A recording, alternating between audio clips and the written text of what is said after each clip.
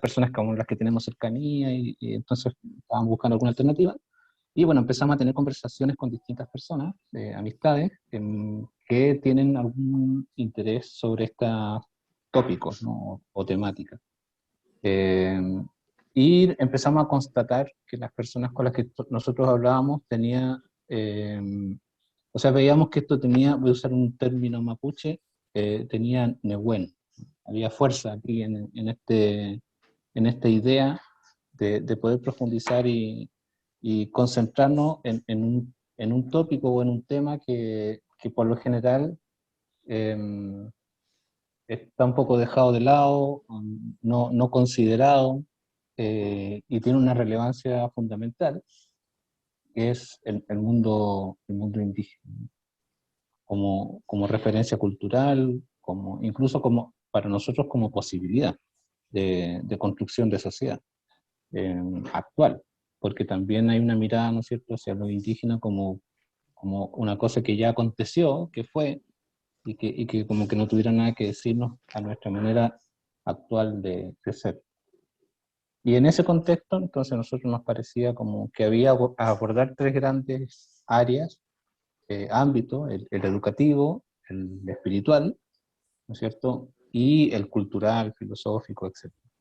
Entonces, la escuelita un poco tiene como esa finalidad, poder ir generando reflexiones en torno a un énfasis en lo indígena, eh, en estos ámbitos, ¿no? Y poder hacer reflexión común a la medida también del mundo indígena, que es el diálogo, ¿no? La palabra, que es una palabra circular, ¿no? No es una palabra así como universal, como vertical, ¿no? Sino que es más bien dialógica, comunitaria. Eso es lo que nosotros hemos querido hacer. Este es nuestro primer conversatorio y bueno, esperamos que nos vayamos conociendo y siempre invitados o invitar a otras personas. Esto es un espacio abierto, público. Yo no alcancé a conversar con Edson, pero le habíamos pedido a Edson si fuera posible grabar parte de la conversación, Estamos grabando. porque el Francisco creó una página ahí de Facebook que después la vamos a poder compartir por el chat, eh, y para que otras personas que no han podido tener la oportunidad, me acaban de decir desde Uruguay unos amigos que no podían venir, entonces quizás van a querer saber, conocer un poco de esta experiencia y ahí lo vamos a poder compartir. Yo también por el chat les voy a dejar un sitio web donde tenemos un texto que relata un poquito lo que es la escuela, la escuelita. Para nosotros es escuelita, no es escuela. No es irrelevante para nosotros, ¿no? Escuelita es porque es desde abajo. Por eso usamos ese término. Les voy a dejar ahí un link por si alguien quiere saber un poquito más. Ahí va a tener un texto que poder leer si quiere conocer un poquito más de la experiencia que estamos teniendo. Bueno, y nuevamente reiterar mi agradecimiento y obviamente a mi buen amigo Edson, que ya nos conocemos mucho tiempo. Un abrazo grande para ti por inaugurar este proceso que esperamos que sea fructífero y vaya dando mucho más conversatorios en el futuro. Eso, muchas gracias. Gracias, Cristian. Bueno, ahora pasamos al segundo momento de este conversatorio. A mí me tocó la grata tarea de presentar a Edson. Lo conocemos ya, hemos tenido algunos encuentros, pero quiero yo contarles que Edson nació en Oruro, en el Estado Plurinacional de Bolivia. Él es sociólogo y comunicador social. Trabaja como docente en el Colegio Angloamericano de su ciudad. Ha sido formado en la Teología de la Liberación en la Orden de los Siervos de María. Tiene estudios de posgrado en Cristología, Historia Latinoamericana y Teología Feminista. Trabaja en proyectos socioculturales en su tierra y con su gente. El tema de hoy se llama Escuela para la Vida o Escuela de la Vida. Reflexiones sobre educación, interculturalidad y despatriarcalización. Voy a leer un texto, no es mío por si acaso. Por si acaso. Los reyes destronados, descabezados en la guillotina, los nobles bajados de su oro y poderío, la gleba sacrificada en la trituración de guerras y revoluciones, hace 100 o 200 años. ¿Pueden agregar algo a nuestro acervo íntimo de vida y plenitud que gozamos en el momento? Estas palabras son de Hilda Mundi, poeta, escritora y periodista boliviana, también de Oruro, y este es un ensayo del año 1936. Así que yo con esta presentación te dejo, Edson, para que tú comiences este conversatorio. Oh, ya has tocado unas fibras muy íntimas de nosotros. Hilda Mundi es la primera, en realidad no es su nombre Hilda Mundi, es un seudónimo. Ya, ella es de la Rosa María, pero el periodismo patriarcal no les dejaba escribir a las mujeres. Imagínate un Chile de 1920, muy encorbatados, muy con faldas largas, igualito era en Oruro. Entonces Hilda Mundi se las ingenió para crear el primer periódico feminista de Bolivia. Hilda Mundi creó el primer periódico de las mujeres. Se enfrentó con todos, se enfrentó con el poder civil, de la iglesia, etc. Y lo hizo. Gracias, gracias Alexis, gracias. Bueno, muy buenas tardes, bienvenidas, bienvenidos. Soy Edson López, laico siervo de María, como ustedes han escuchado. Yo voy a hablar poquito, ¿eh? Yo voy a hablar poquito. Ustedes van a hablar mucho. Yo poquito voy a hablar. Porque queremos reflexionar sobre nuestra educación, pero no nuestra educación de la escuela. Cuando uno escucha educación, piensa que vamos a hablar de la escuela. Y en realidad no, vamos a hablar de la educación de principio a fin. Todos somos educandos desde que nacemos hasta que somos viejos. La escuela es un formalismo de la sociedad. La escuela es tal vez se van a escandalizar, espero que no. La escuela es un instrumento actual en Latinoamérica y cuando hablas de educación tienes que irte más allá. Yo voy a hacer una dinámica. Tengo, bueno, no sé sus nombres en realidad. Tengo Cristian, tengo Alexis, tengo Edith, tengo Bernardita, Silvia, José Luis, tengo, bueno, voy a leer lo que dice, ¿no? Glafira y Milla. Yo les voy a contar la historia de una profesora que me quedó y también voy a escuchar la historia de ustedes. Yo tenía una profesora que no me acuerdo cómo se llama, pero una morena muy buena, muy bonita, que era mi profesora de religión. Y ella, en su estilo, en su forma, vestía sencillamente, a diferencia de las otras profesoras, que vestían muy, muy de falda, muy de traje, ¿no ve? Pero ella nos enseñó cosas y me quedó en la cabeza. Quisiera buscarla, no tengo los medios. Pienso que ella ya falleció porque cuando yo era niño ella ya era un poco mayor. Pienso que falleció, pero me quedó su historia, me quedó su forma. Le voy a preguntar a Francisco, ya ha cambiado el nombre, que me cuente la historia de una profesora, así como le estoy diciendo. ¿Cuál profesora te quedó en la básica, en la primaria? Francisco. Me estaba acordando de una profesora que tuve que se llamaba Rosa, que me hizo clases desde que estuve en primero básico hasta tercero. Y la recuerdo con mucho cariño porque, bueno, nos hacía prácticamente todas las materias y, y era como, era la imagen materna en la sala de clase ella. Me evoca, me recordé inmediatamente ella.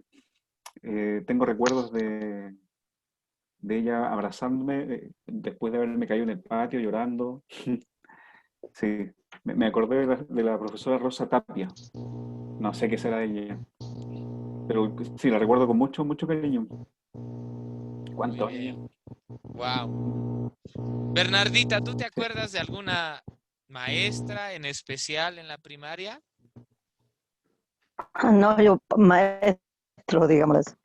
Mi profesor Carlos Cartes, que me enseñó a leer y que tenía una paciencia infinita con los niños, sobre todo conmigo, por ejemplo, que yo no me gustaba mucho tomar el desayuno de la escuela, entonces él se daba el tiempo de acompañarme ahí inventando una historia para que yo me tomara el desayuno.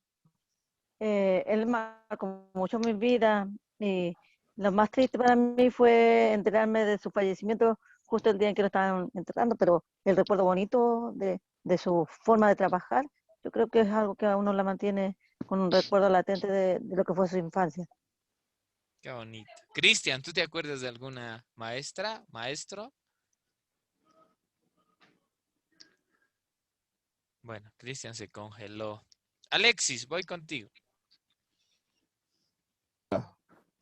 Sí, de la profe Maggi, me acuerdo yo, que ella nos contaba muchas historias y lo más que nos llamaba la atención cuando niños, ella estuvo en el maremoto de Valdivia y ella nos contaba toda esa historia. Ellos fueron una de las pocas familias que lograron salvarse del maremoto porque en ese tiempo no se sabía que había que subir a las zonas altas. Hoy, debido a todo lo que ha sucedido, nosotros ya sabemos y tenemos conocimiento, pero en ese tiempo no se sabía, entonces en ese tiempo se recogió mucho el mar y la gente, en vez de subir a los cerros, como quedaron los mariscos, quedó todo ahí descubierto, la gente empezó a sacar cosas en vez de subir a los cerros. Y a nosotros como niños en ese tiempo que no teníamos tantas imágenes, tantas cosas que como ahora, tanta información, era una historia que nos quedábamos todos los que estábamos ahí calladitos escuchando y esa capacidad que tenía de contar esa historia y otras más, siendo que ella era una profe en ese tiempo se llamaba Ciencias Naturales, pero ella siempre tenía una historia, un cuento que relatarnos en algún momento de la clase. Es por eso que en este momento me acuerdo de ella, eso. Glafira IBC. Ay, dice. ¿Te acordás de Sí, alguna maestra, maestro en sí, tu primaria? claro. La entrañable doña Pepita. Y bueno, era mayorcísima. Fue profesora también de mi hermana, que es casi 20 años mayor, soltera, independiente y liberal.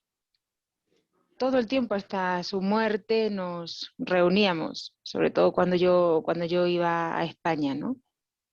Y nos preguntaba y nos animaba a hacer lo que quisiéramos hacer, pero bien hecho, decía, ¿no? Doña Pepita. Ay, qué bonito. Silvia, ¿te acordás de alguna maestra, maestro en primaria? Hola, sí, también cuando te escuchaba o cuando escuchaba a Edson me acordaba de mi profesora Estela, la tratábamos igual con mucho cariño, le decíamos Estelita, era mi profesora de kinder y también es quien me enseñó a leer, era muy paciente, muy cariñosa. Me acuerdo que hizo también amistad con mi mamá, entonces iba a su casa. Tenía ahí un manzano, nos regalaba manzanas siempre, tenía caracoles también, tenía un jardín muy bonito. Entonces, sí, le tengo mucho, o sea, la recuerdo a ella, ¿no? Qué bonito. Cristian, Ujú. ¿te acuerdas de alguien? Sí, me acuerdo de mi profe de educación física porque yo esperaba, anhelaba ese momento, era como una extensión del recreo. Nos tiraban una pelota y pasábamos horas jugando fútbol y fue fantástico. Yo incluso ahora lo pienso como viejo, que alguien podría decir, oye, la profesora es que ella nos dejaba que seamos felices. Eh, yo siempre percibí eso, que ella disfrutaba con nosotros viéndonos fascinados jugando, qué sé yo. Y eso lo atesoro mucho, porque eran momentos en que yo realmente era feliz y hasta el día de hoy lo recuerdo con mucho cariño. Ay, qué bonito. José Luis, ¿estás por ahí? Sí, sí, aquí estoy. Voy a prender la cámara. Hola, ¿qué tal? Buenas tardes. Soy José Luis de IBC también, de Perú, de Lima. Bueno, he tratado de hacer un poco de memoria porque en la primera tuve varios profesores, pero he recordado a uno en especial que se llamaba José Ramos y él era, aparte de ser un buen profesor, era el maestro de ceremonias, ¿no? Para todos los eventos que habían, digamos, del calendario de fiestas que hay, ¿no? Él se encargaba, ¿no? De animar las ceremonias, ¿no? Creo que era muy admirable, ¿no? Su buen manejo del lenguaje y su buena voz.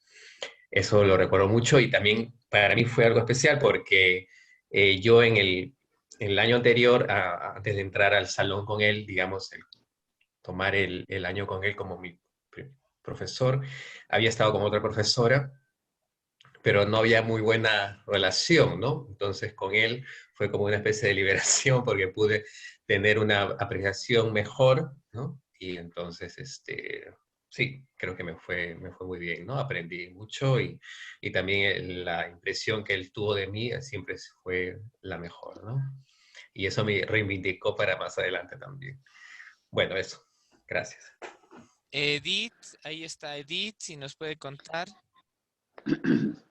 Hola a todos, yo soy Edith y bueno, tengo que hacer memoria porque la verdad es que yo aprendí a leer en la casa, tenía una tía abuela que era profesora y después fui al colegio, pero quien más me enseñó yo creo que fue mi tía abuela.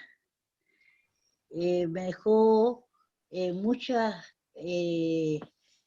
¿cómo se dice?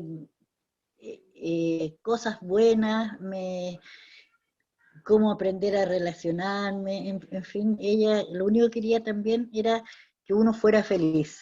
¿Mm? Y ella me enseñó a leer, yo tenía como 4 años cuando me enseñó a leer. Qué bonito. Y después me fue bien fácil en el colegio después porque siempre tenía el apoyo de ella. Qué bueno. ¿Se Es, han dado cuenta que lo que hemos hablado eh, no habla de cosas científicas y teóricas del colegio? ¿Tú te acuerdas de una profesora por su experiencia, por lo que te ha dejado? Todos hemos escuchado esa realidad. Y la escuela está perdiendo ese misticismo de relacionarse y decir, ah, yo me acuerdo de tal persona, yo me acuerdo de tal profesora, de tal profesor. Entonces, hoy vamos a hablar precisamente de esto, de una escuela para la vida o una escuela de la vida. En realidad, nosotros hemos sido criados para una escuela para la vida, ¿ya?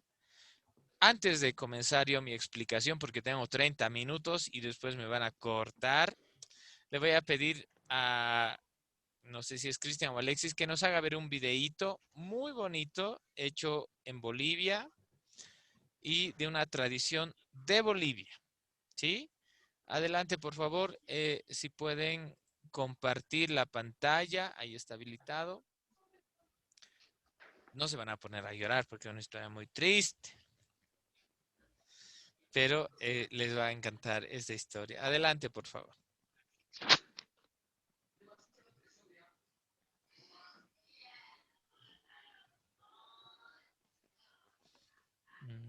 Ahí están.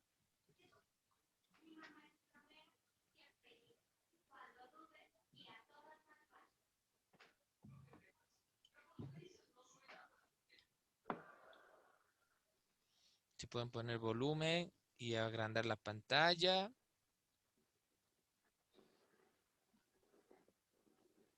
Me encanta.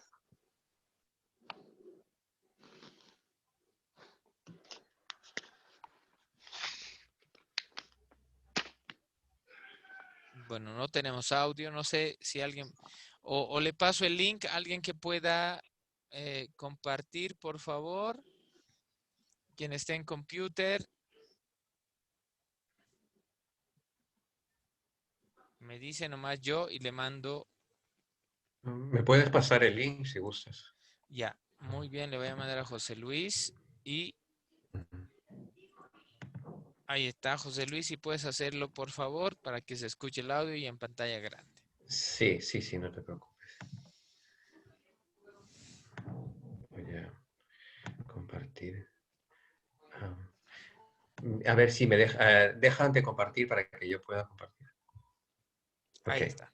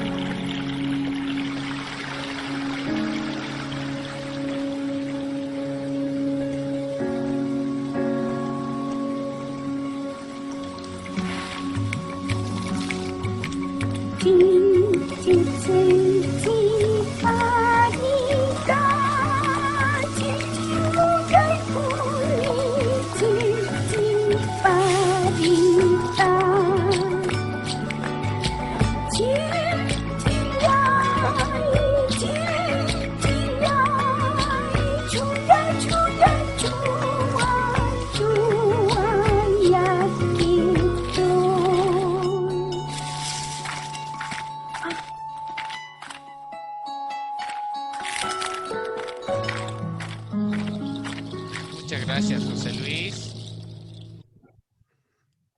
Bueno, voy a igual ir preguntando. Francisco, ¿cómo es el sonido del agua? ¿Qué sonido hace el agua cuando tú le echas, digamos, o sale de la pila? ¿Cuál es el sonido del agua? ¿Te refieres a con qué sonido lo comparo? ¿O cómo lo puedo ¿Cuál describir? es el sonido del agua cuando tú echas algo o abres una llave? ¿Cuál es el sonido del agua? Es como claridad, ¿Cuál? claridad, eh, pureza, eh, vida, Muy eh, bien. es como cristalino, eh, refrescante cuando hace calor. ¿Alguien puede decirme cuál es el sonido del agua cuando abres la llave? ¿Cuál es el sonido? Como Ya, una cosa así, ¿no? así. ¿Quién más? Ah, está bien. Este cortometraje que han visto se llama La abuela Grillo. Es una leyenda boliviana del oriente, del pueblo ayoreo, de los indígenas del oriente en Bolivia, que ellos cuentan que cuando no hay lluvia, ellos rezan a la abuela Grillo, porque la abuela Grillo cuando canta hace llover, pero la abuela Grillo hace llover con el sonido del agua.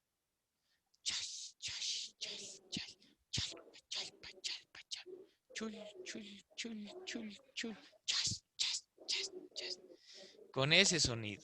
Y la canción, si ustedes lo vuelven a escuchar, ojalá lo vuelvan a escuchar, es el sonido del agua. Y solo dice una palabra en la canción, es yaku. En quechua, yaku es agua. Yaku, yaku, yaku, ku. Yaku, ku, ku, yaku, yaku, ku. Entonces, el agua tiene sonido, tiene idioma, tiene lenguaje, tiene significado, tiene significante. Precisamente eso es lo que quiero hablar con ustedes. Que nos hemos occidentado tanto que nos hemos olvidado de nuestros saberes, de nuestros conocimientos. Escuela para la vida o escuela de la vida. ¿Cuál es la escuela para la vida? La escuela para la vida es ese sistema que hacía que las personas tendrían que ser educadas, ¿no ve? Entre comillas, educadas para insertarse en un sistema, para insertarse en la sociedad. Ah, no, ese chiquito es bien educado, esa niña es bien educada, porque respondía a los cánones de la educación occidental. Ah, pero cuando no era bien educado, era un malcriado. En Bolivia se dice guaso, yocaya, ¿verdad? Yocaya es un chico del campo. Entonces, eso era la escuela para la vida. Pero debemos repensar, en Bolivia estamos repensando esa educación que se llama escuela de la vida. Es decir, todos nacen con conocimientos. Los conocimientos vienen desde la familia, desde la casa, desde la forma de vivir. A ver, a ustedes les han enseñado a amarrarse los zapatos. Voy a poner un ejemplo. Y ojalá si alguien quiere también abre el debate. Para cocinar nuestras abuelas tenían sus medidas, sus cucharones, sus vasitos, sus ollas, todo. Eso es un conocimiento. Eso es ciencia. Pero tú ibas a la escuela y no te dejaban hablar de esa ciencia. Tenías que entrar en un timbre, tenías que entrar con uniforme, ¿no ve? Bien lustrado tu zapato, bien uniformado. Había gente que no tenía betún, no tenía crema para lustrar el zapato. Y le retaban, les reñían, ¿verdad? Las mujeres no podían ir con cabello suelto, era una forma de rebeldía. Te decían, hágase trenza, hágase cola, póngase un cintillo, una liga. Entonces, esa es la escuela occidental. Esa es la escuela occidental, que debemos sacarnos de nuestra mente. Esa es la escuela para la vida, porque te insertan a un sistema, te educan para insertarte a un sistema. ¿No ve? Los indígenas tenían que rezar, leer en castellano, pero no se han dado cuenta que la educación ya venía de la casa. Y es lo que quiero compartir con ustedes. Pasa que voy a hablar de Bolivia y espero que se pueda replicar a nivel latinoamericano. Pasa que en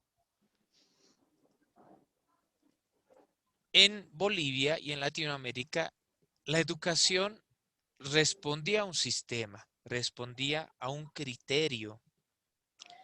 Ustedes están viendo una foto de los indígenas peruanos y bolivianos que respondían a la educación eclesial, religiosa. Los franciscanos generalmente eran los que les enseñaban a leer. ¿Qué les enseñaban a leer? Educación occidental, europea. Si no sabías escribir, no eras ciudadano. Si no sabías leer, no eras ciudadano. Para ser ciudadano tenías que cumplir unos requisitos. Entonces, los franciscanos en la colonia, hasta la República, hasta finales del siglo XIX, respondían a un sistema para insertar a la gente a la sociedad. El que no sabía leer, el que no sabía escribir, era un salvaje. No era de la sociedad. No era parte de la civilización. Entonces, así se categorizaba a las personas y eso dolía mucho. Hasta que en los años 20 del siglo pasado, hubo una experiencia educacional muy importante, pero poco conocida, en un pueblo cerca del lago Titicaca, en Bolivia, en Huarizata. Se trató de una escuela comunitaria que no llevaba, digamos, las reglas de la escuela convencional, ¿no ve? Matemáticas, ciencias naturales, educación física, sociales, sino que respondía a las necesidades del pueblo. Esa escuela se llamó una escuela sociocomunitaria productiva, porque la escuela debía producir algo. La escuela debía crear algo, sea tangible o intangible. Cuando vamos a la escuela nos echan como balde, ¿no? Vean nuestra cabecita como balde con agua, pero deberían hacernos producir. ¿Qué pasó en el lago Titicaca? Un profesor llamado Elizardo Pérez y un indígena llamado Avelino Siñani empezaron a enseñar a los indígenas desde su cotidianidad. Las matemáticas lo hacían contando papas. Las ciencias naturales lo hacían viendo los pájaros. La educación física lo hacían midiendo las distancias de pueblo a pueblo. Esa era la escuela comunitaria productiva, porque hacían desde su realidad. Los niños empezaron a leer, los niños empezaron a escribir, porque sentían la necesidad de relacionarse con los otros, pero no sentían la necesidad de insertarse en esa sociedad. ¿Qué era esa sociedad? Una sociedad bien vestida, corbatada, bien peinados, con dinero, pero un indígena, una persona, no puede hacer eso. Entonces ellos empezaron a leer en su idioma, en el aymara, en el quechua, y empezaron a ver su realidad y de su realidad sacar un producto. ¿Cuál es la fama de esta escuelita? Es que sacaban un producto. Y eso es lo que la escuela occidental no hace. La escuela occidental repite, mecaniza y no saca un producto. Si yo ahorita les pregunto a ustedes, escriban el credo, van a pensarlo porque ha sido mecanizado esa idea. Entonces en Bolivia se empezó a pensar en la interculturalidad, pero cometieron errores y se comete errores en Latinoamérica. Uno de los errores es que en Latinoamérica se piensa como interculturalidad como folclore. Ay, qué bonito se viste esa mapuche, qué bonito se viste esa aymara, qué bonito se viste ese guaraní. Es folclore. Pensamos que eso es un disfraz y no. La interculturalidad no tiene nada que ver con el folclore. O pensamos que la interculturalidad es adoptar ciertos mensajes, ciertos signos para que los, perdonen la palabra, ¿no? Para que los pobres adopten el sistema cultural. Ah, no, como en este pueblo la Virgen de, bueno, no sé, digamos, la Virgen del Carmen tiene mucho poder, una imagen, vamos a afianzar esta devoción de la Virgen del Carmen. O sea, se impone una cultura frente a otra. Y eso tampoco es interculturalidad. Y en el colegio estamos mal. Debemos repensar nuestra historia del colegio. ¿Qué hacemos? Tenemos alumnos, tenemos compañeros vestidos de indígenas. No se puede. En el colegio tienes que ir con chompita, con corbata, con pantalón, con faldita. Te dicen, ¿no ve? Este jumper tiene que comprar de tal lugar. Y si tú eres indígena y si tú usas pollerita, ¿qué vas a hacer? Entonces en el colegio estamos mal. Ahora, la interculturalidad no tiene que ver solamente con decir, ah, qué bonito es esa cultura. No, la interculturalidad tiene que ver con respetar al otro y valorar esa diversidad. Ese señor come con su mano, yo como con tenedor. No es que ese señor sea salvaje, es su forma de comer. Es una forma. Y yo tengo otra forma. La interculturalidad tiene que ver con reconocer la diversidad del otro y valorar la diversidad del otro. Y en eso la escuela falla. La escuela en eso comete muchos errores. La escuela convencional, ¿verdad? Cultura no solamente tiene que ver con folclore, cultura tiene que ver con la forma de ser de las personas. ¿Qué hacemos en el colegio? Una fila de varones, una fila de mujeres. ¿Cuándo el niño se va a decidir ahí? Le estamos poniendo dos opciones, varón o mujer. Entonces, la interculturalidad tiene que ver con valorar las expresiones totalmente del otro, desde los profesores, desde los alumnos y desde las familias. No todas las familias son iguales. La interculturalidad tiene que ver con respetar el espacio, el modo y los valores que tiene la otra familia. Por ejemplo, aquí en Oruro. En Oruro, cuando tú comes y terminas de comer cualquier alimento, puede ser un desayuno, un almuerzo, un té o una cena, tú dices gracias. Gracias, pero dices gracias a todos. Gracias, mami, gracias, papi, gracias, tío. Si son 20, dices sus nombres de los 20.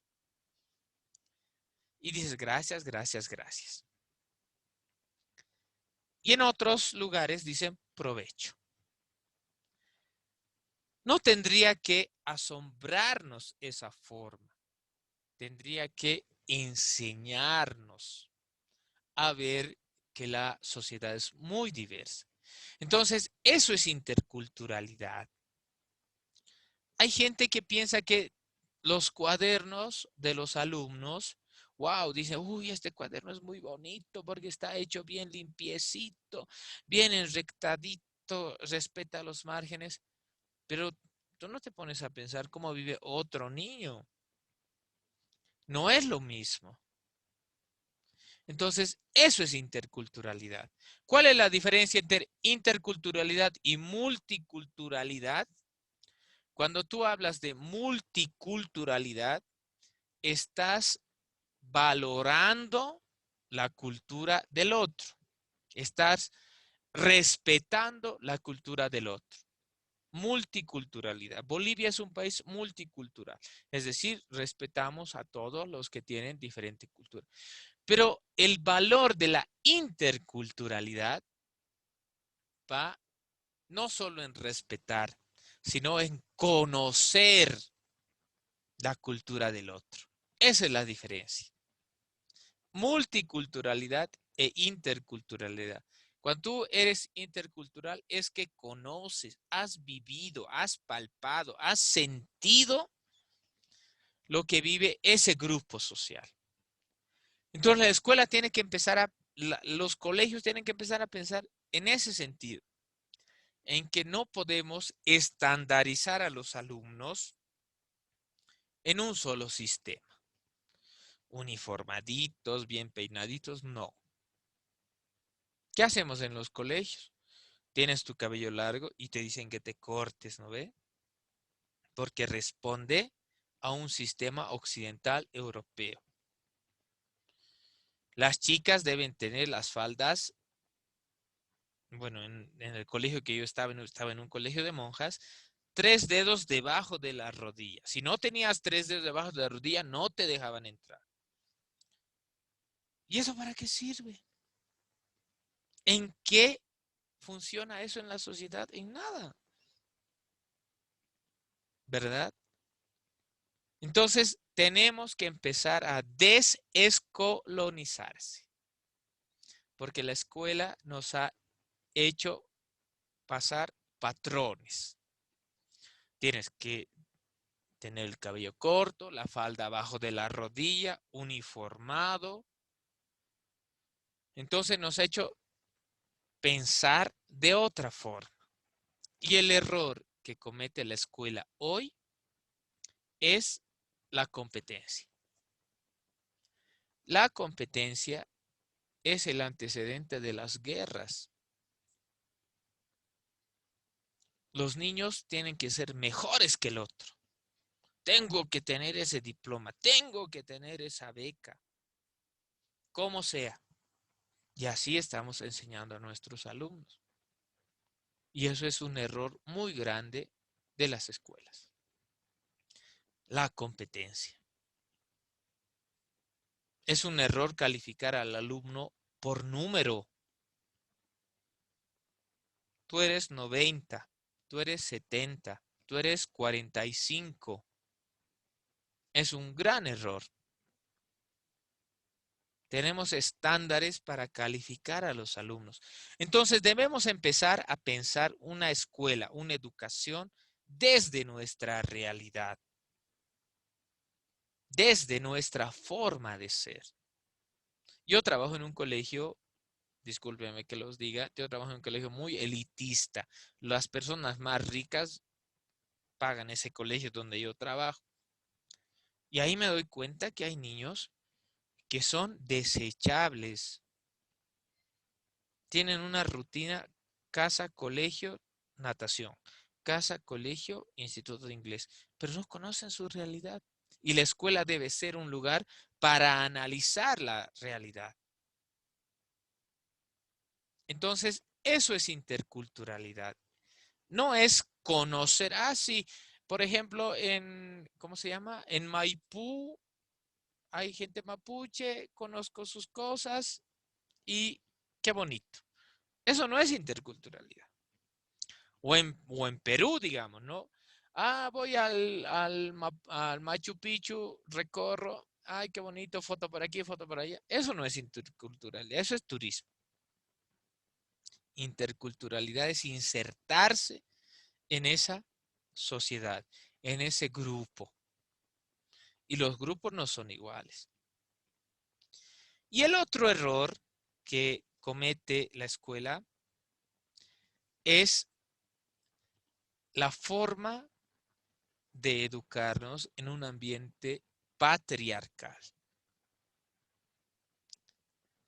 ¿Cómo? Con eso termino. Y ustedes yo les voy a hacer preguntas. Por ejemplo, hacemos una hora cívica para el Día del Padre, ¿verdad? Les hacen canciones, quiero ser como mi papá, rasurarme, ir a trabajar en una oficina. Y hacemos una hora cívica en el Día de la Madre. ¿Y cómo ha cambiado esta patriarcalización? Ha dicho, tu mamá es padre y madre. Como que para criar a un hijo se necesita siempre una figura paterna, una figura masculina. Y es una mentira. Una mujer puede finalmente y sencillamente criar un chico, una chica. No necesariamente tiene que haber una masculinidad. Y el colegio afianza ese machismo, esa patriarcalización. Nosotros hemos sido producto de esa patriarcalización. Una fila de varones, una fila de mujeres. No te sientes así. Las señoritas no se sientan así. No tienes que correr así. Los hombres nomás corren así. Las chicas no corren así. Nace, crece, reproduce y muere. ¿No ve? Eso es las ciencias naturales. Nace, crece, reproduce y muere. Y eso es una mentira. La paternidad, la reproducción es una cosa opcional. No es una cosa obligatoria. La maternidad lo mismo. Entonces, ¿cuáles son las tareas urgentes hoy en las escuelas y en la educación? Cuando estoy hablando de educación, estoy hablando de la escuela convencional. Estoy hablando de la escuela de la casa. Es enseñar a los muchachos en interculturalidad. No es lo mismo aprender ciencias naturales en la costa de Chile que aprender ciencias naturales en la Amazonía de Brasil. No es lo mismo. Entonces yo tengo que aprender a jugar en ese sistema. No es lo mismo decir, no, tú te has embarazado y ese chico tiene que responderte, tiene que casarse contigo en el centro de la ciudad que en una zona alejada. Perdón. Entonces, la interculturalidad y la despatriarcalización son elementos que nos pueden ayudar a tener una sociedad más justa, más equitativa, más humana, desde la casa, desde la casa. Yo sé que es difícil. Ay, perdón, me atoré. Pero se puede. Desde la casa, desde nuestras relaciones, ¿verdad? Desde nuestras formas de comunicarnos. Entonces, educación tiene que ver con interculturalidad y despatriarcalización. Cuando yo les he preguntado qué hacían con sus profesores, ustedes nunca no me han dicho, a mí me han enseñado esto. Me han dicho, era buena gente, se reía, contaba historias. Eso es lo que se queda en las personas. No se queda conceptos, no se queda teorías, se queda experiencias. Yo me acuerdo, mi profesor de química, por ejemplo, Fernando Loza, ahora es mi colega de trabajo. Teníamos muchos compañeros que bebían, tomaban mucho alcohol, ¿no? Y es un experimento. Una vez puso en una copa un huevo, abrió el huevo, lo puso en la copa y lo echó alcohol, gotitas. Y se coció el huevo. Todos, wow, ¿no ve? Wow. ¿Y qué nos dijo él? Así como se está cociendo, se está consumiendo este huevo, así las células se contraen cuando ustedes beben mucho alcohol. Eso nos quedó para toda la vida, para toda la vida.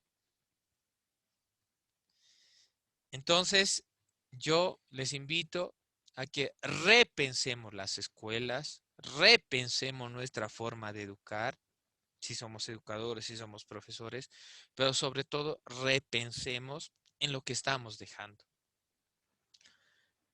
No debemos educar para la vida. Es decir, enseñamos a alguien para que se inserte en la sociedad. No, debemos enseñar a la vida, de la vida.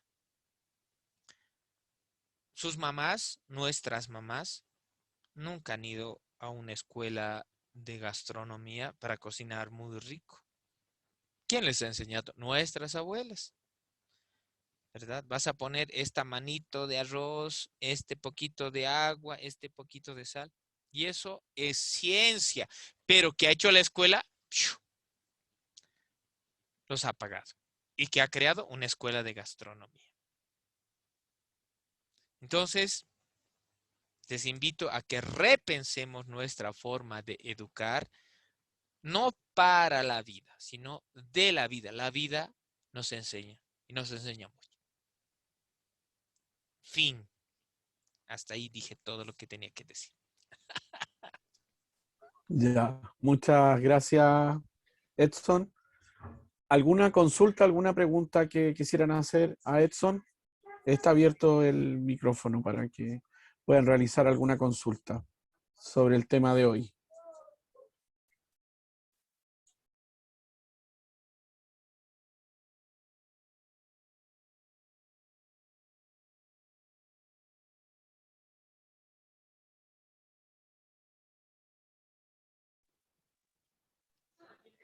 Alexi,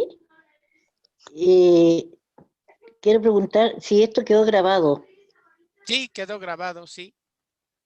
Gracias, Edson. O alguna experiencia que quieran contar, o alguna pregunta. Adelante. Sí, yo pregunto. Ya, vamos. Bueno, bueno, removida con tu exposición, porque, claro, yo vengo del norte, ¿no es cierto? Me he educado ahí. Entonces, cuando tú hablas de escuela occidental, en la que, claro, yo me he educado, no la reconozco. O sea, voy a cumplir 48, quiero decir, no soy joven. Claro, entonces cuando dices escuela occidental, te estás refiriendo a la colonial, ¿no es cierto? No. Porque claro, la escuela occidental es mucha gente. y son muchas escuelas, incluso en Occidente, pues cada quien, en Europa que somos 4 gatos y 4 calles, pues cada quien es un mundo. Entonces, era mi pregunta, cuando dices escuela occidental, te refieres a la escuela colonial, digamos, ¿no? Que tiene los trazos de la colonia todavía, que no es escuela occidental, sino sería escuela colonial. No Porque yo, por solo, ejemplo, no solo escuela colonial, escuela republicana, ¿verdad? Nuestras repúblicas, ¿qué nos han hecho? El indígena tiene que saber leer, tiene que saber escribir y tiene que saber hablar castellano. Si no habla castellano, no, es un tonto, un sonso, un salvaje, en fin.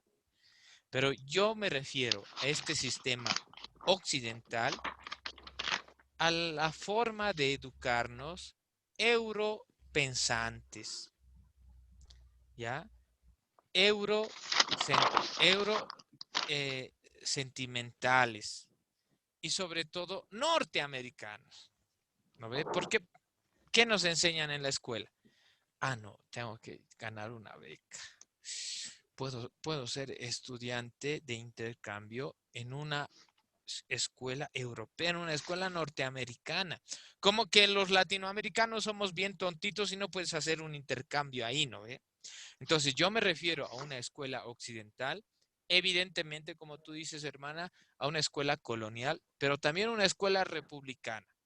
Una escuela republicana que nos han ido metiendo a la cabeza que no diferencia nada de la colonia, ¿no? Ahora, ¿qué pasa en Europa?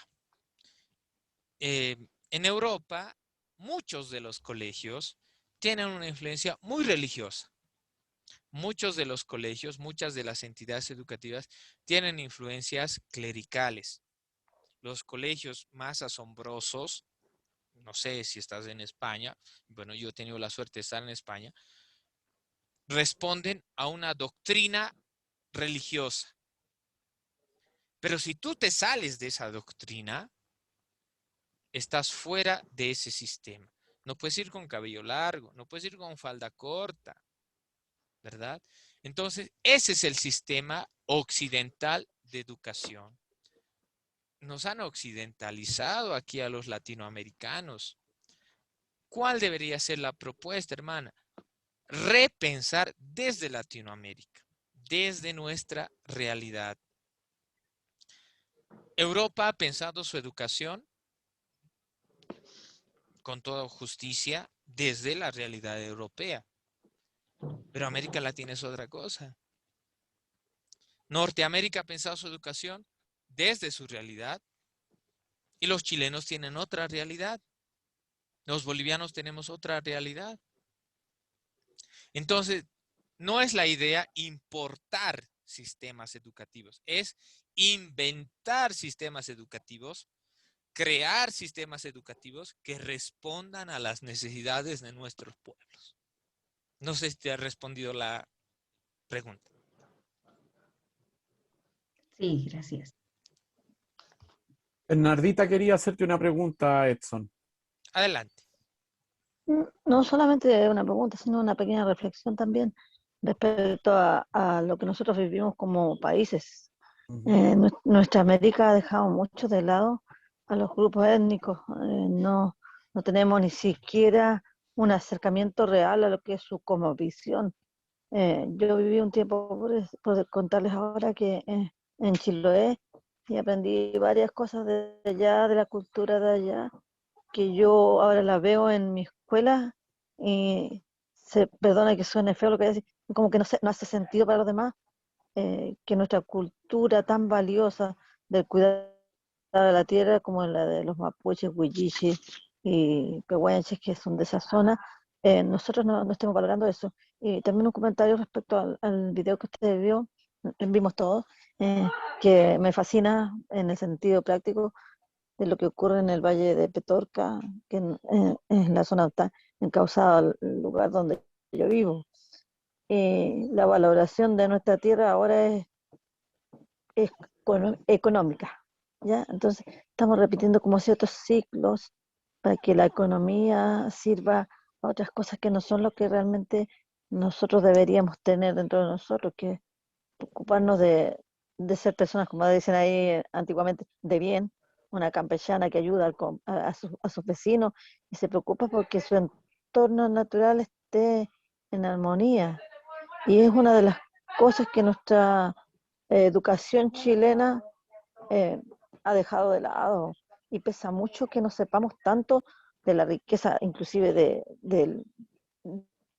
de la parte religiosa de los mapuches, como por ejemplo, no sabemos mucho qué es un guillatún, quedamos como ignorantes cuando alguien nos pregunta.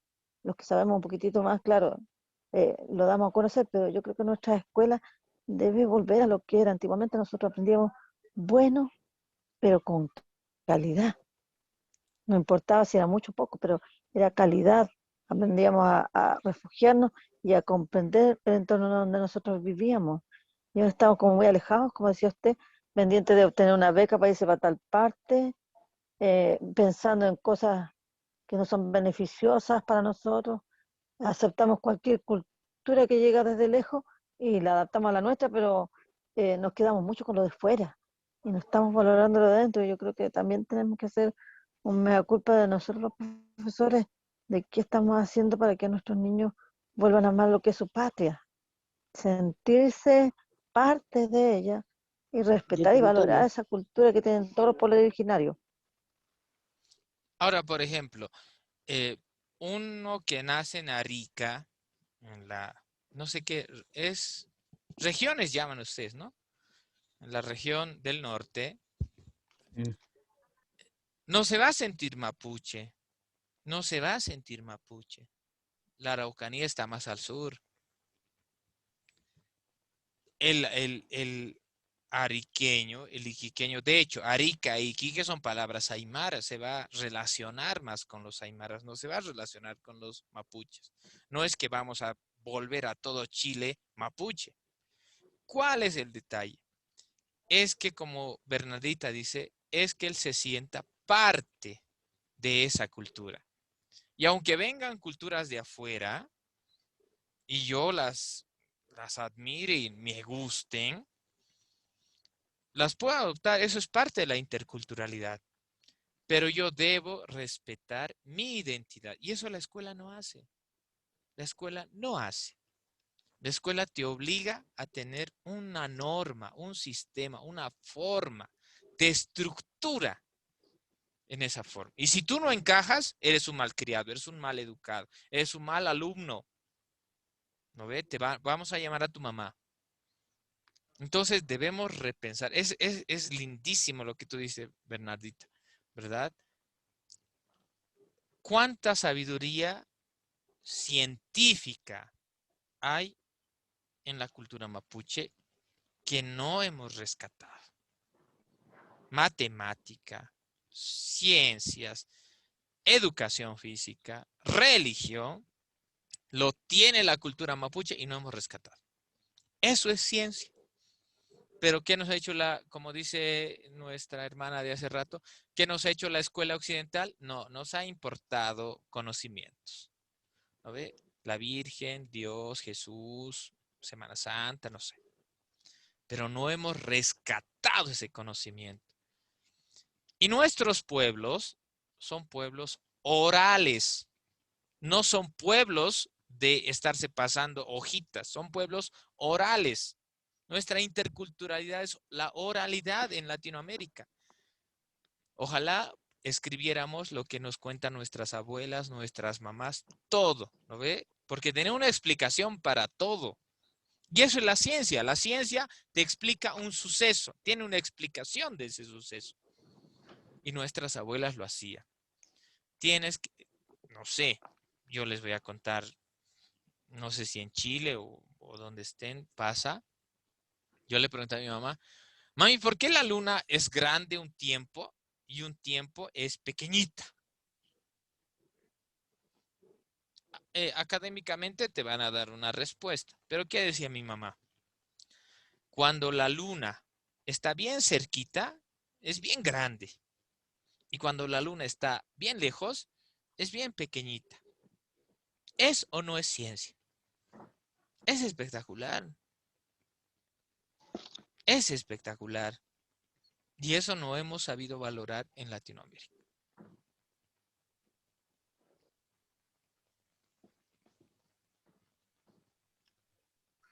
Muchas gracias, Edson, por compartir este tema. No sé si alguien,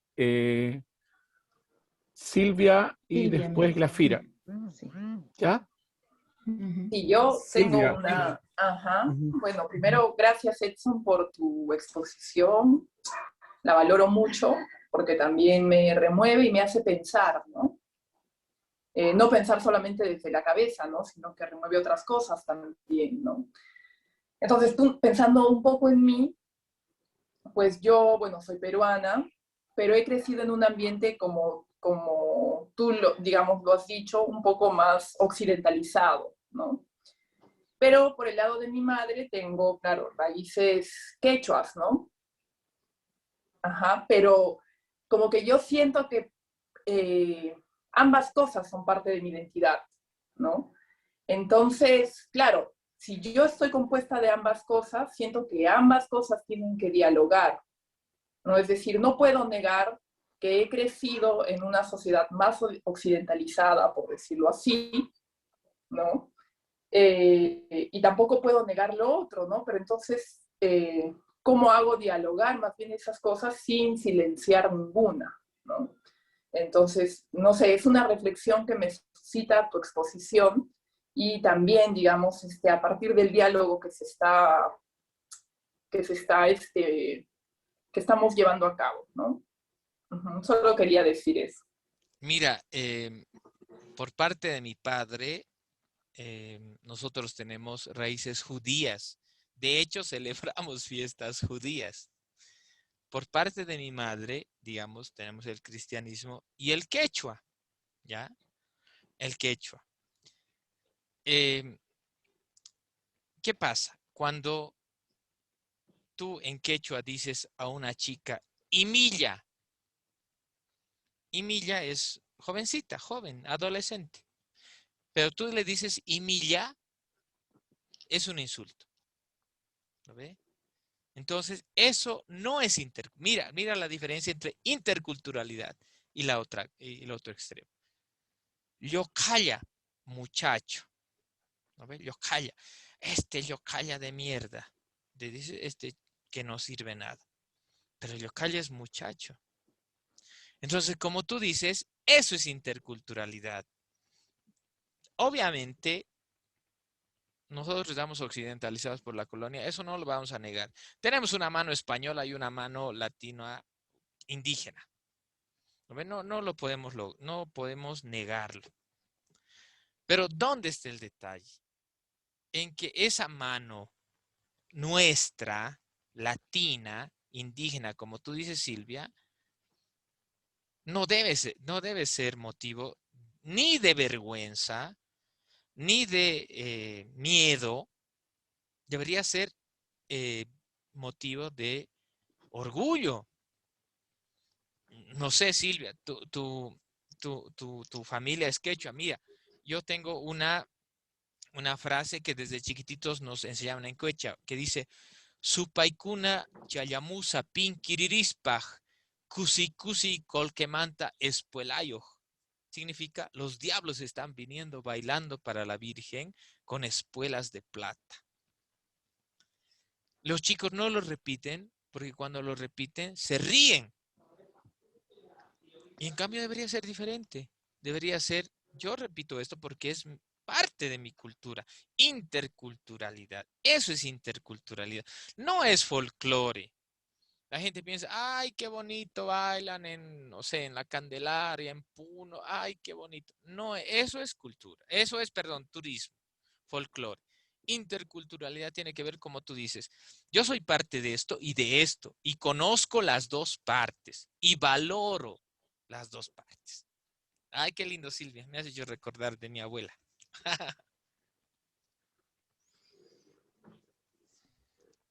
Gracias.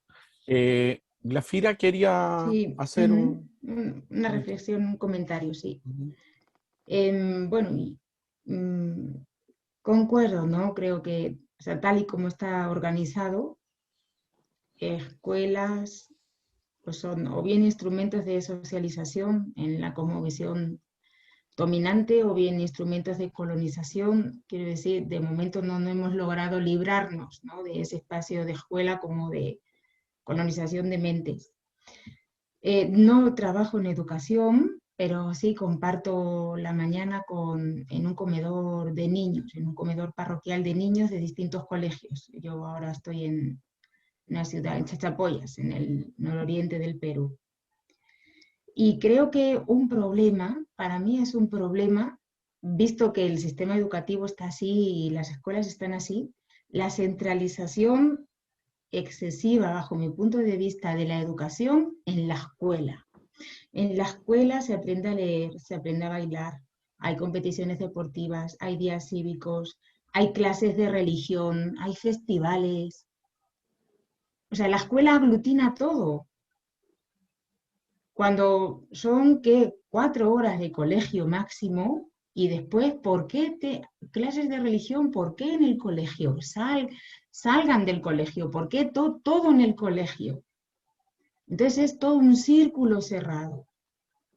Organizaciones, por ejemplo, más culturales que llamamos, ¿no? Fuera del colegio, fuera de tu clase, fuera de tus profesores, fuera de tu estructura.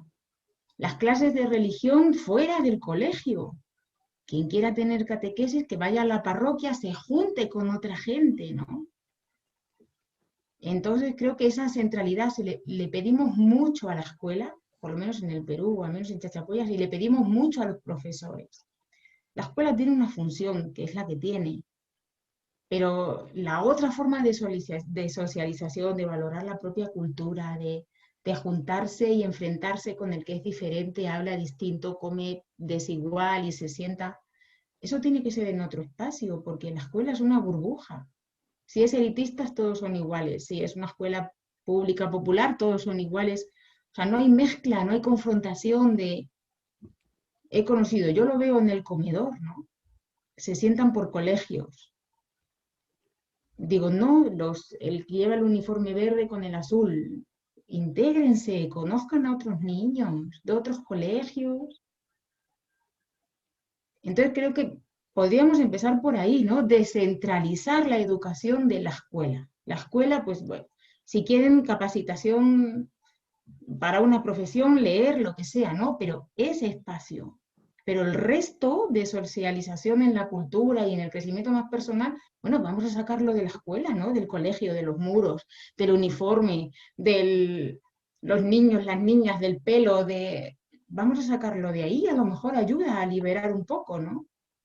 Wow, ya. Ese fue el resumen del tema. No tengo nada más que decir. Eso es interculturalidad. Eso es estar con el otro. Wow. Eso es. De verdad. Ya. Es que nos volvemos guetos. ¿No ve? Nos volvemos guetos unos con otros. A ver. Cuando tocaba el timbre del recreo, o no nos poníamos felices porque no tenía que haber clases. Tocaba el recreo.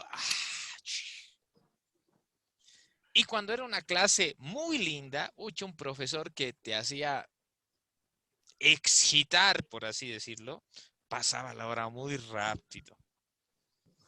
Entonces, eso es, miren cómo, y lo triste es, ¿no? Hermana, que no solamente es descentralizar, es una buena idea. Ojalá pensemos en eso en nuestra Latinoamérica. Pero el niño que sale de la escuela llega a su casa y sigue pensando en la escuela. Tengo que hacer esta tarea, tengo que hacer esto, tengo que hacer... Sigue pensando en la escuela. Tareas, esa es otra. Y no tiene espacio para desarrollar su arte, su lenguaje, su música, su vocación, lo que sea. ¿No ve? ¿Cómo son las horas cívicas? Usted va a recitar, usted va a cantar, usted... ¿Y por qué no le dimos, usted le gusta hip hop? A ver, haga un hip hop para su padre. Y que lo haga. Wow. Y todavía cometemos el error. Día del Padre. Ay, no, esos son los errores más grandes que cometemos en interculturalidad. ¿Cómo podemos celebrar un Día del Padre cuando un niño no tiene la figura paterna en su casa? ¿A quién le mandamos? Día del Niño, cuando nuestros niños en la mañana estudian y en la tarde trabajan o ayudan en su casa. No, por eso yo propongo estas dos cosas, interculturalidad y despatriarcalización. Debemos pensar desde nosotros. Si trabajamos en una escuela, correcto. Y como ella dice, trabajo yo en un comedor, veo esta realidad. Y esa realidad no vive la escuela, no ve la escuela. Muchas gracias, Edson. Y vamos a finalizar con el tercer momento. Este momento tiene que ver con una presentación de un poema que se llama La inmensidad del silencio, que es de un poeta mapuche, Elikura Chihuaylaf. Lo va a presentar Francisco Millanao. Así que voy a dejarlos con él para finalizar este conversatorio. Bueno, antes de compartirles este poema, quisiéramos dar las gracias como escuelita, ¿no?, a Edson y también al Instituto Bartolomé de las Casas por la presencia, ¿no?, la presencia virtual. Así que les queremos un abrazo a la distancia, ¿no? Y bueno, quisiéramos presentarles ahora un poema de un poeta chileno, mapuche, ¿no?, Elikura Chihuaylaf, que tiene una lectura bastante especial, bastante crítica y profunda de nuestra cultura chilena, ¿no? Y también de los pueblos originarios. Personalmente pienso que este poeta tiene tintes un poco proféticos en muchas de las cosas que nos plantea. Y el poema que les quiero compartir ahora es una invitación a poder un poco volver a recuperar esta metáfora que nosotros somos en relación a nuestra madre tierra, ¿no?, a la Ñuquemapu. El Elikura nos dice a través de todo su trabajo poético que nosotros somos pequeños universos que habitan en la tierra y que tenemos hoy en día el deber, ¿cierto?, la necesidad de como pueblos originarios aportar esta riqueza que tenemos hacia esta nueva forma de entender la educación, de entender la nueva cultura que se nos viene a raíz de todos los cambios que hemos vivido en los últimos años, ¿no? Nosotros acá en Chile tuvimos un estallido social y a raíz de ese estallido empezaron a suceder muchas cosas.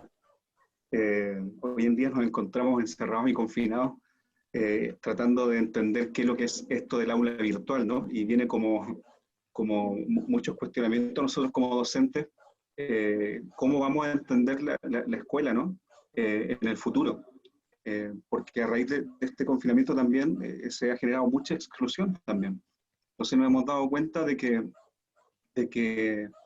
en realidad hace falta cambiar este modelo, ¿no?, y volver a esto que nos planteaba Edson, que es la escuela para la vida, ¿no? Les comparto el poema. La inmensidad del silencio. Los habitantes en las ciudades me dicen, la memoria de mi gente parecen creer que el silencio está solo en el ensueño de la montaña, o en el regar de los lagos, o en el poderío de las aves posadas sobre las sembrantes copas de los árboles. No comprenden aún que la metáfora de la montaña, de los lagos, de las aves, de los árboles, está en el universo infinito y celeste que también los habita. Vengan, dicen, pero caminen antes hacia la cima de sus almas. Ahí la energía de la dualidad les mostrará el espíritu azul de la naturaleza. Tal vez comprendan, dicen, que el poder más difícil es el que debemos alcanzar en la vasta superficie de nuestro mundo interior. La imagen de lo que podemos aprender en la tierra que andamos, el mundo exterior. Y tal vez comprendan, dicen, porque no hay orgullo ni vergüenza en las aves sostenidas por sus vuelos. La dignidad del vuelo, cada cual retosando en el aire que le toca, con entereza recogiendo nada más lo necesario para vivir, por todas las tierras suspendidas, junto a sus cantos y al rocío, por todas las tierras esquilmadas, por todo el pensamiento que se ha perdido. Que esta madrugada que cae y las flores que caen sobre ella, fluyendo desde lo que aún no tiene nombre.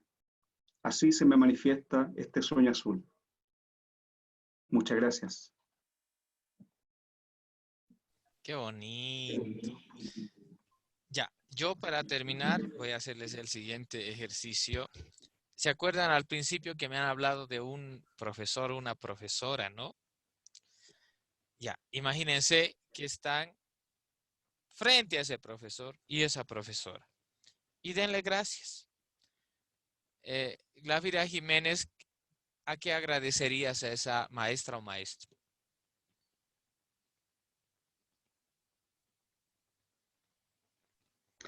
A doña Pepita le agradezco el haberme enseñado la libertad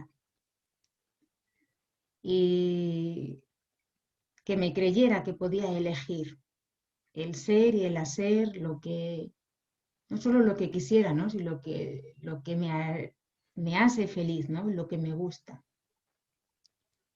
Muy bien. Y le agradezco que ella haya sido un camino y que se haya propuesto, ¿no? Para ayudarnos, a mí, sobre todo a las mujeres, pero también a los varones, éramos 45 en el colegio. Se ofrecía para liberar obstáculos, ¿no? Contábamos con ella. Qué lindo. Francisco. A mi maestra, Rosita, le agradecería el haberme mostrado la ternura en otro lugar que no fue mi espacio familiar. El haber conocido la ternura fuera de la casa, haber recibido tanto cariño por parte de alguien que no era mi familia, pero que finalmente yo terminé considerándola como parte de mi familia. Creo que le agradecería eso, la experiencia y la ternura a tan temprana edad. José Luis. Bueno, después de escucharte, en donde me has removido un poco las comprensiones de esta educación, la que recibimos mucho, ¿no? Gracias por la intervención. Pero bueno, volviendo a tu propuesta final, quizás le agradecería el haber confiado en mí, ¿no? En mis capacidades, ¿no? Para poder abrirme, crecer. Eso le agradecería. Gracias. Cristian. Agradecer el poder jugar y reír. ¿Jugar el qué? No Y reír. entendí. Porque lo y pasé chancho. reír. Por Dios. Pasé chancho gracias a esa mujer. Así que la admiro. Explícales qué es chancho para los que no conocen. Los chanchos cuando se revuelcan en el barro es porque están tan felices, ¿no es cierto? Entonces, pasar los chanchos en Chile es como estar ahí revolcándose en el barro. Silvia. Bueno, yo a mi profesora Estelita le agradezco por su cariño gratuito, por su ternura, por su paciencia también, por permitirme sacar las manzanas de su manzano, por permitirme jugar en su jardín con sus caracoles, por permitirme recoger flores también de su jardín. Por eso. Gracias. Bernardita, ¿tú? Yo primero que nada agradecerle a mi profe Carlos, en paz descanse, el tiempo sin contenidos que tuvo al lado mío, tratando de hacerme engullir las galletas que no me gustaban, porque se dio el tiempo de mostrar la parte humana.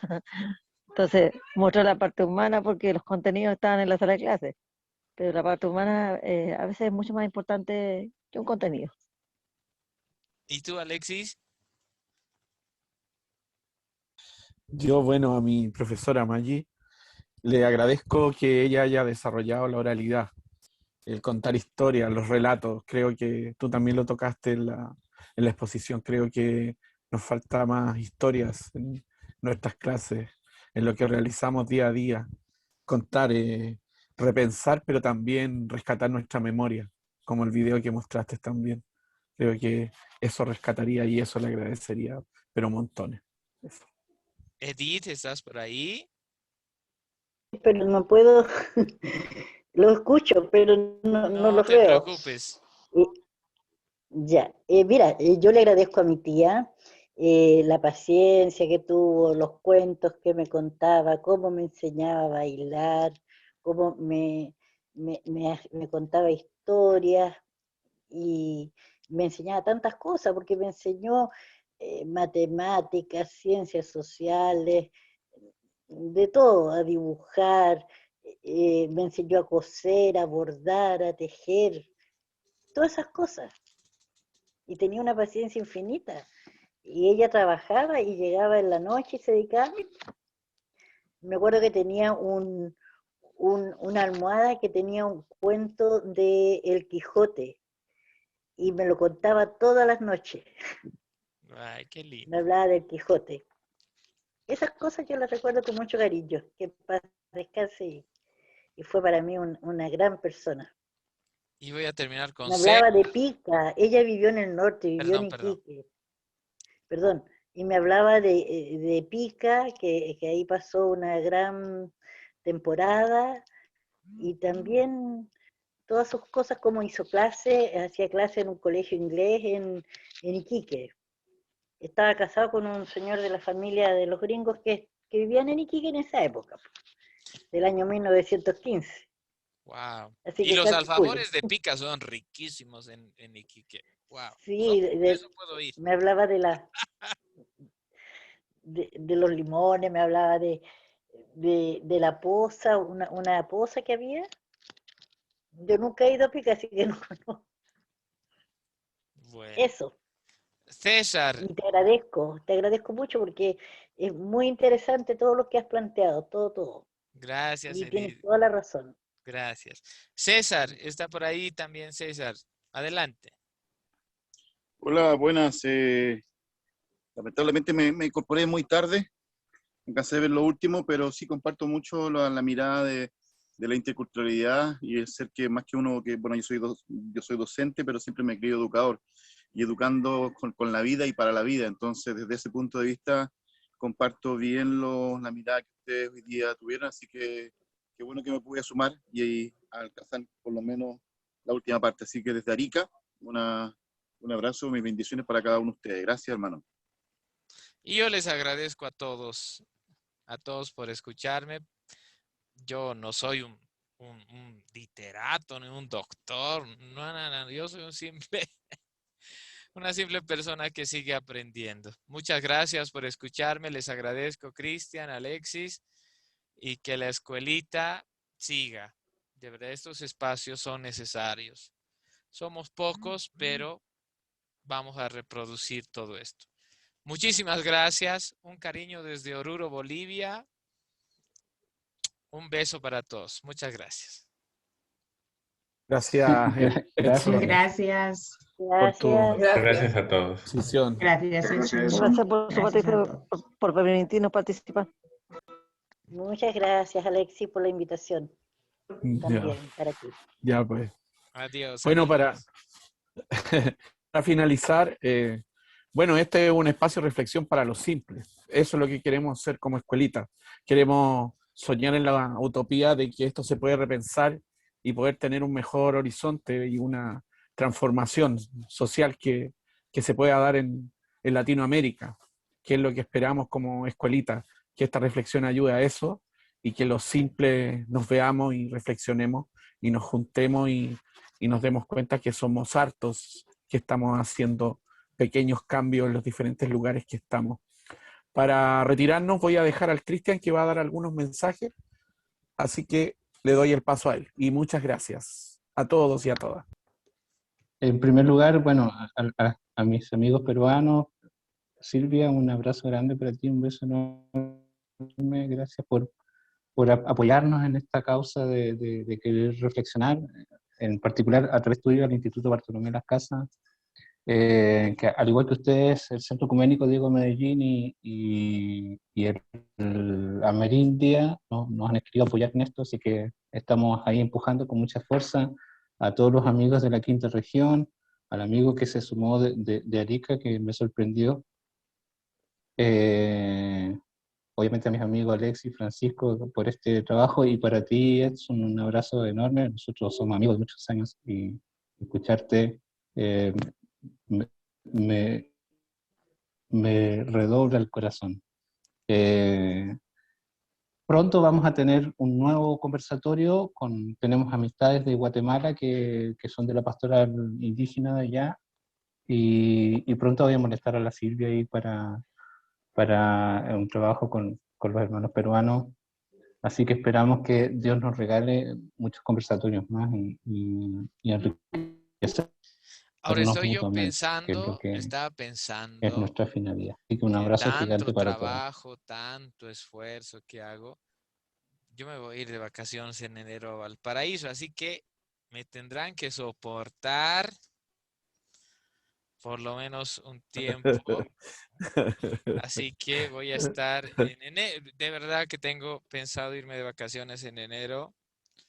Ojalá todo pase, ¿no? Así que, Sí. Cristian, voy a visitar a Bernardita Prepárese para también, comer acá con un Alex. amigo. Y un buen vino. Por favor. Yo voy a traer de aquí unas cocas, así que Ya, pues. voy a traer una Muchas coca. gracias. Muy bien. Gracias. Un Pues, abrazo. Jayaya, hermanos. Jayaya. Un abrazo, queridos. Ya. Jayaya. Adiós. Que te pasen una buena Muchas gracias tarde. a todos por Cuídense. participar. Ya. Gracias. Que estén bien.